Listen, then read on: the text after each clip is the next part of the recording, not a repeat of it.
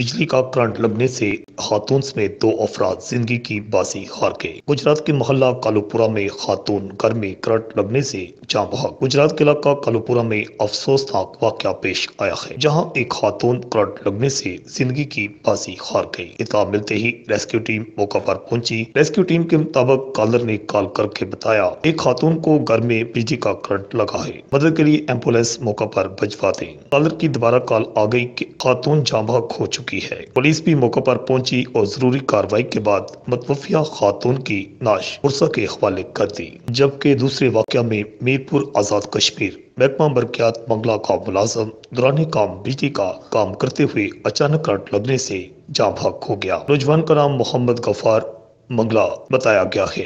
महकमा बरकियात का मुलाजम करंट लगने से कुछ देर तक तारों से लटकता रहा। महकमा बरकियात के मुलाजम की हादसाती मौत पर इलाका भर की फिजा सोगवार हो गई। बिजली का करंट लगने से हादसात और अमवात की शरह में खतरनाक हद तक इजाफा हुआ है। रिपोर्ट आकाश नियाजी, अल हिजाज न्यूज।